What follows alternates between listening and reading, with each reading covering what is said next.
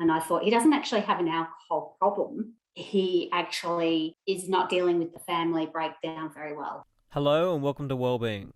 I'm Jack Hodgins. Today I'll be discussing the experiences of being close to someone with an alcohol use disorder. We are joined by Hannah, who is the mother of someone affected by an alcohol use disorder. She is here today to share her perspective and to shed some light into her world. Hello Hannah, and welcome to the program. How are you? I'm very well, thank you, Hannah.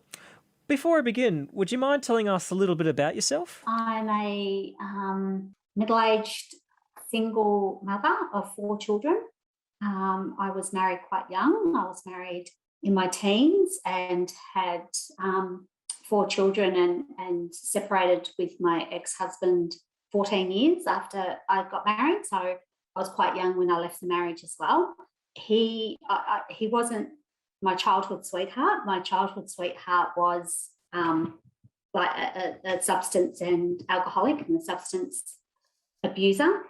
My ex-husband, when I met him, he was a bit of a rebound, promised to not drink. And I felt that was the only problem in relationships. I mean, being young and inexperienced, although I don't think I've learned about how alcohol can really affect someone without having those experiences and without actually going through Al-Anon and learning about the disease.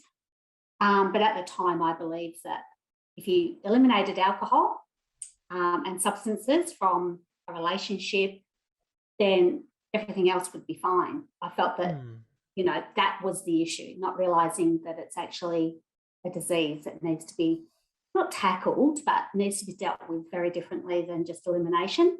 Unfortunately, he was an alcoholic, or still is an alcoholic, but he was a dry drunk. So he wouldn't drink, but he had all of the mannerisms, all of the telltale signs of being, he was an adult child of that type of environment, and he was very dysfunctional, but so was I.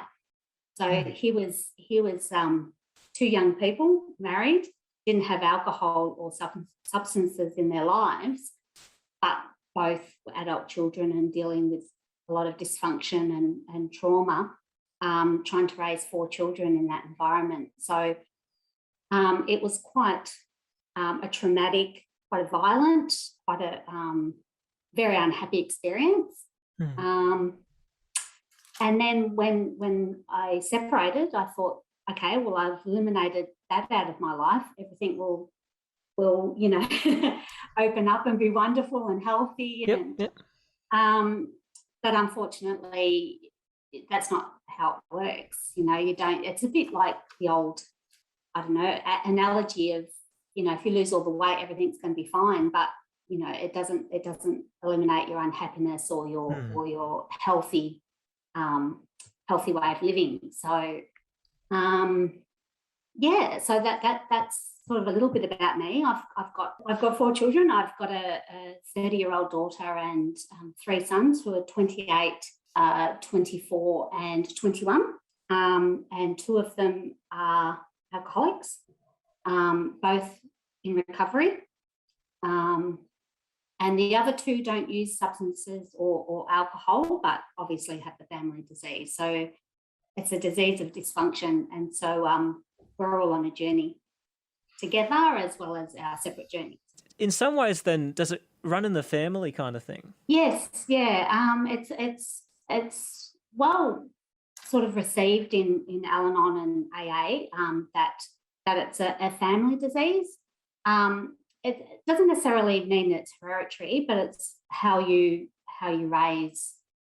Or how you're growing in that environment. So it is actually a disease of the physical as well, but it's a spiritual disease. It's also an emotional disease in the sense that you're quite dysfunctional. So if you don't actually, in my opinion, if you don't have some structures in place, you don't have some knowledge about how to deal with and have a toolbox with you, toolbox as in, guidance from like, AA and from Al-Anon. Yep.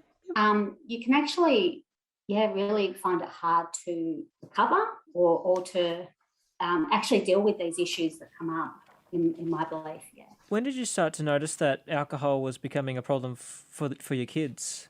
For my children, I don't believe I was ever in denial, but I might be in denial of being in denial.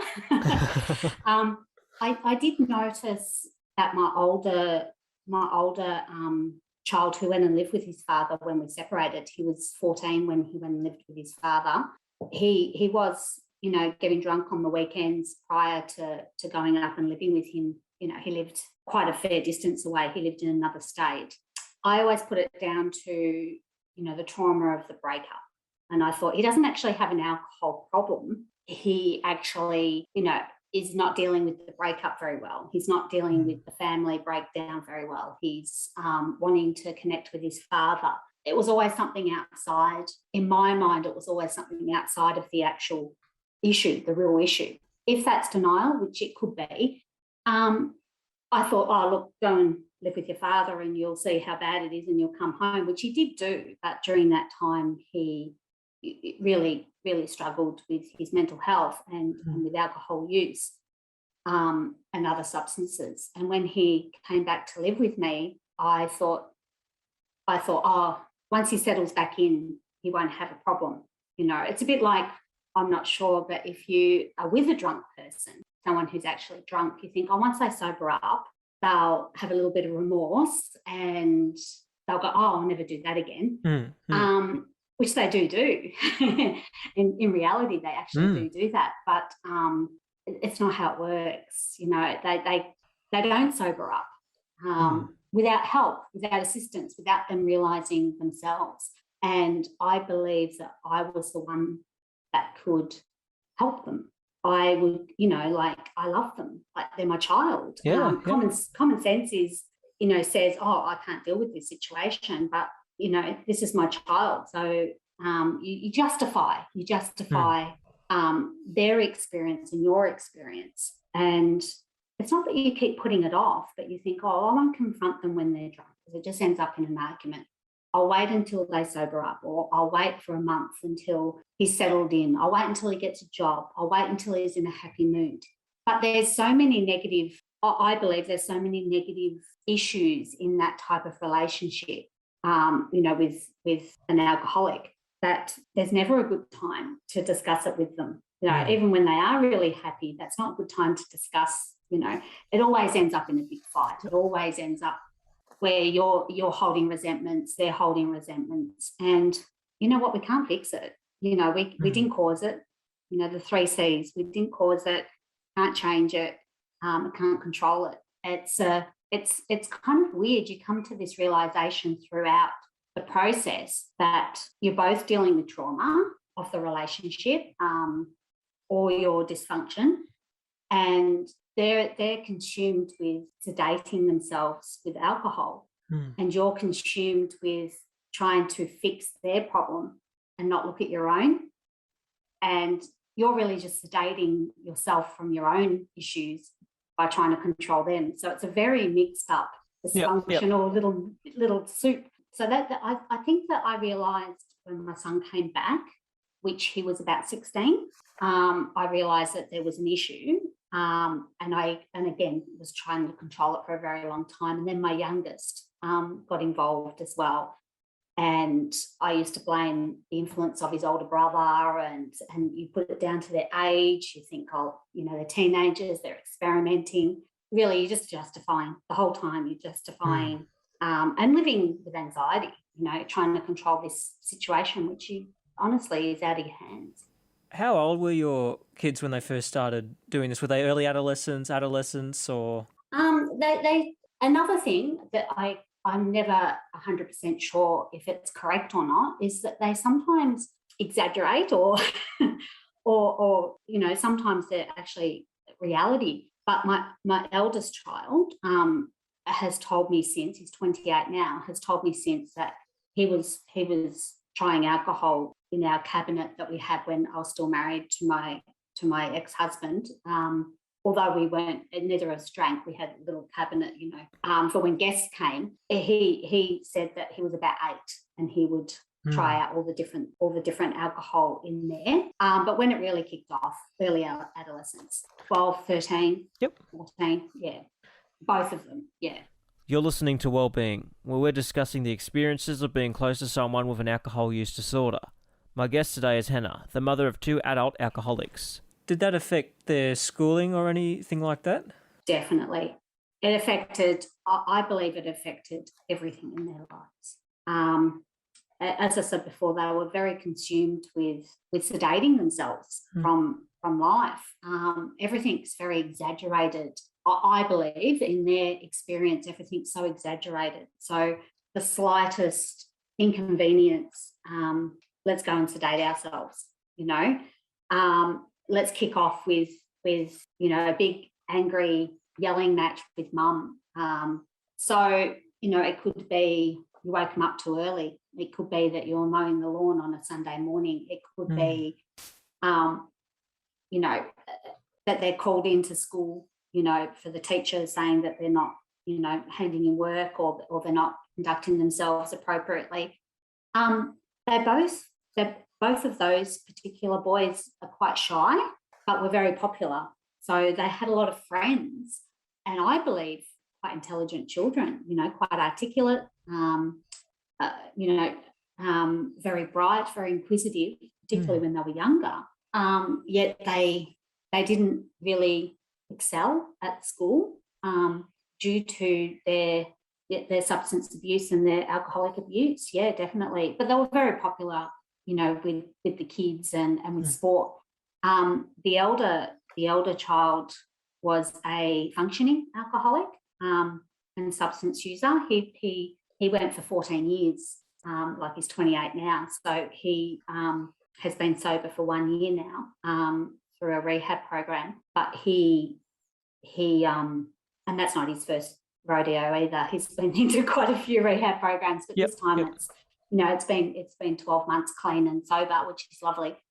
But as he said, like half of his life he was using and drinking. Yet he would get up every day and go to work. So when he came home at 16, he didn't want to go back to school, and he got an apprenticeship as a chef.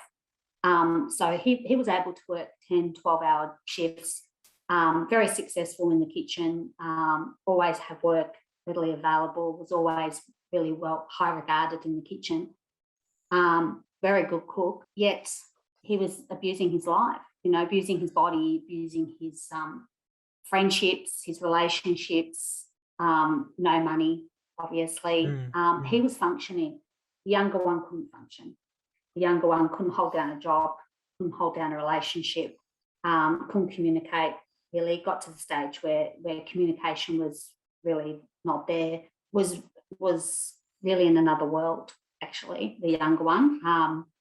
It took quite a few brushes with the law, but quite a serious one in the last instance of an armed robbery that actually brought him to his knees and brought him to a rehab program and helped him recover. A lot of suicide attempts, another thing that a lot of people think that teenagers out there, train surfing and doing the graffiti and so forth are just being wayward teens, but they're actually really struggling with a lot of trauma, some of them, and which really probably needs some compassion and understanding, but you can't help them unless they wish to help themselves. And it took, for him to realise that he needed help to help himself. And same with the older one. He got to the stage where even though he was functioning, he could hold it down the job and so forth. But COVID took that away. It took away his one thing that he was good at, which was work, which had a silver lining and brought him to a rehabilitation program and made him realise that he had nothing, no connections, no a lot of burnt bridges with family members and friendships, but you can point it out to them a million times, but they have to see it themselves, I really feel, before they can actually start to recover. Funnily enough, we have to recover as well, the family member that's dealing with that, and not from their, it's not about blame, it's our own dysfunction and our own belief that we can control them, that we can actually fix this issue. I mean, it's been going on long before I was born. AA's been around for, a very long time, and these issues and this dysfunction and this disease has been around a really long time. So who do I think I am that I can fix it? Yeah. What did those initial confrontations look like when you kind of thought, okay, there's something up here, I'm going to ask them about it, like in the early days? In the early days, it was a lot of, oh, you're exaggerating, like, let's say, for instance, I said to the older one, he was about 16, he came home and he would drink and even smoke cigarettes. And so his younger brothers would have been, 12 and 9. And I said, oh, not in my house, you're not allowed to drink, you're not allowed to smoke, you have younger brothers. I don't want that influence on them. You're not even 18 yet. And he would try to argue, that I was old-fashioned, that I didn't understand. This is what all 16-year-olds do. You used to smoke, you drink coffee, So lots of justifications, lots of communication that would end up in arguments, anger, storming off, slam doors. The older one would be quite violent, smash walls, slam doors, and it escalated. It got worse and worse and worse, where there was name calling, there was, it was quite horrific. It really was. I had to ask him to leave, and then he moved in with his girlfriend, with her parents. And there was an element back then, now that you asked that question, where I think there was a lot of shame, where I felt, oh, I don't know how to raise my kids. I'm a single mum. I'd started really young. Like, what am I doing wrong? Everyone else has picture perfect Instagram, Facebook families. What am I doing wrong? Maybe I am not being, as accommodating. I went against my own values. I guess I doubted my own values, and my own ideas of how to raise my own children, particularly when people would judge you. You wouldn't want to talk to anyone about the issues that you had with your children, because I thought I was the only one, out there. Unfortunately, society don't really accept. I don't believe that society as a whole, they do look at these wayward teenagers, on the trains and train surfing and so forth, and they do say, oh, where are the parents, And I self-shamed and I self-doubt my own values, my own belief in myself. So there was a lot of questioning, there was a lot of anxiety. I couldn't sleep. I was a right mess, particularly when my younger one, because I tried to nip that one in the bud. As soon as I saw him starting to go off the rails, I went, right, I'm going to control this. I'm going to nip this one in the bud, because I like to blame my ex-husband for the older one, because he went and lived with him. So the younger one was purely mine. I had him since he was 4 on my own. So he had nothing to do with his father. So I really thought, no, I'm going to fix this problem before it gets out of control. But the harder I tried, or the more I got involved and the more I interrupted his life, and tried to steer it in the direction that I wanted it to go in, the worse it got. And it really spiraled out of control, where I wasn't sleeping, I wasn't eating well, I wasn't functioning at all. I started to have the same issues that he was having, such as work issues, relationship issues. He wasn't sleeping, but either was I. I was on the phone all night checking up on him to see if he was active, if he was still alive, on social media, trying very, very hard to control, and my life was unmanageable. And I went to the doctor and he suggested sedatives to help me sleep. And I thought, well, I'm going to be taking a substance to control my life, which is exactly what I'm trying to avoid with my son. And I luckily was led to Al-Anon, and that's when I started with Al-Anon. And it wasn't instantaneous. I fought it for quite some time. I'm quite a stubborn person, and I also believe that everyone in my family are quite stubborn, which is why there's a lot of fights and I'm not sure if it's part of the disease, but fair bit of stubbornness. But I found some relief. It was almost like having a little bit of a sleep And I wasn't saying that I wasn't taking notice and I was actually sleeping, but it was a bit of relief on my life going to Al-Anon. And I started the program, and I started going through the steps, and I started meeting with other members, fellowship, and I finally felt I was understood and I was heard. I wasn't the only person with this issue. Funnily enough, I started to apply some of the program in my own life. And as I made changes in my own life, my relationship with my children started to develop again, started to actually, even though both of them were quite heavily into their usage, I started a relationship with them again. As I started to apply boundaries, I started to apply a gentle approach, loving them without trying to control them. It isn't as easy as that. There's a lot of trials and errors and mistakes, but really I started an Al-Anon in 2018, and 2019 was a terrible year for both of their usage. Lots of police raids, lots of ambulances, lots of suicide attempts. But if I didn't have Al-Anon there to support me through each step, different fellowship, different readings, I'd just go to a meeting sometimes and cry, and everyone was fine with that. It really, I started a different way of dealing with things, and by 2020, and everyone was, COVID started to kick off, and everyone was like, oh my God, COVID. And I was like, oh, this is a wonderful year.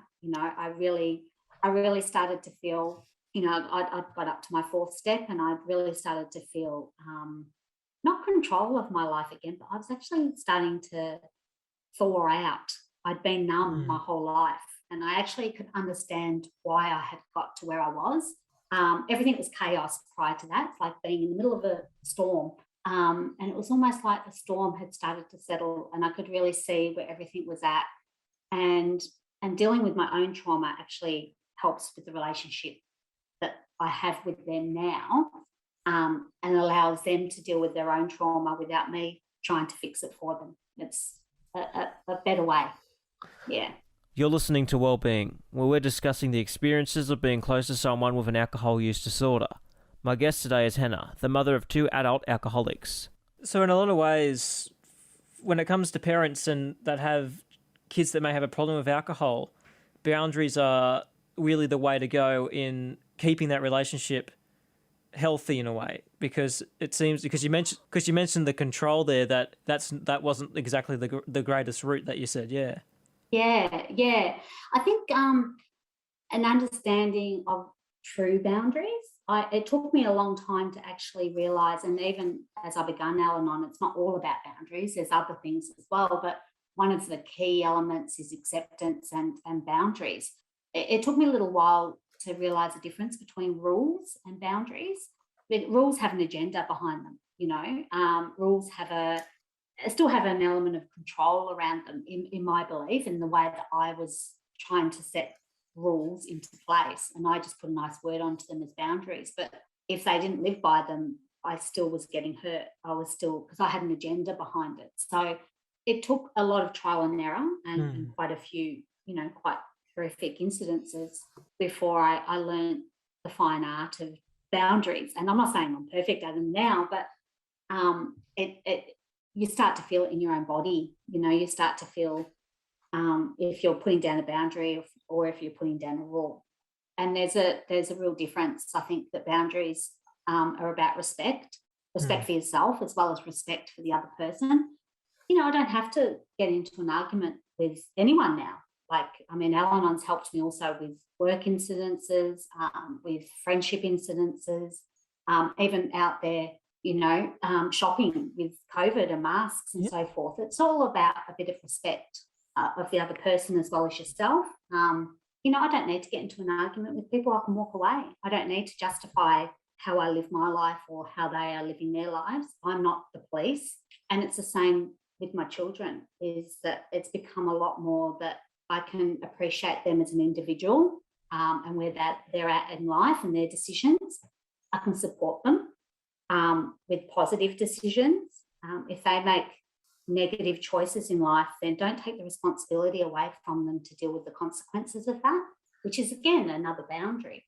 There's consequences to everything, negative and positive.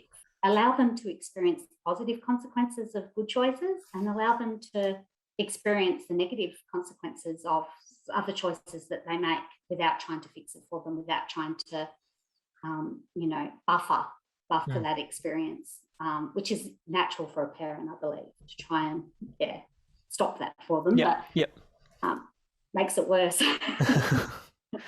in my experience. Yep.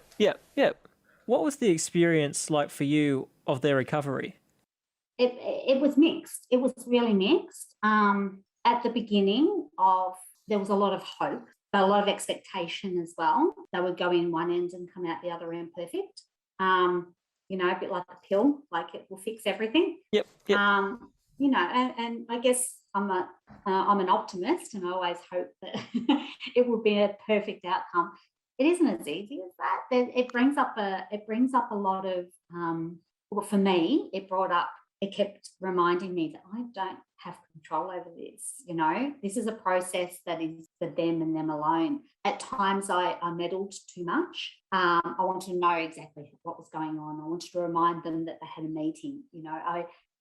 Just trying to control the situation instead of looking at my own trauma. So I had very high expectations, and quite a few times I was brought back down to earth, not only by their experiences. Sometimes they would go, I can do it on my own, I don't need meetings, or and so forth. And then they would, you're disappointed in me. And that would start a resentment, that would start an argument again. So, and we'd be back in the cycle, because it's very easy to fall back into the cycle. I needed a very strong Al-Anon influence program behind me to keep reminding me to step out of their life and start living my life the way I needed to. I needed my own recovery. 6 months, 8 months, I started to really notice a difference in myself, that I started to really share with those people and felt very safe. And they helped me through my children going through their rehab program, by actually just feeling safe and having my own program, my own group of friends to keep pulling me back, reminding me not meant to be doing that. Yep. Well, thank you for your time today, Hannah. That's all right. Thank you very much for listening. My guest today was Hannah, the mother of 2 adult alcoholics. Thank you for listening. I'm Jack Hodgins, and all of us at Wellbeing wish you well.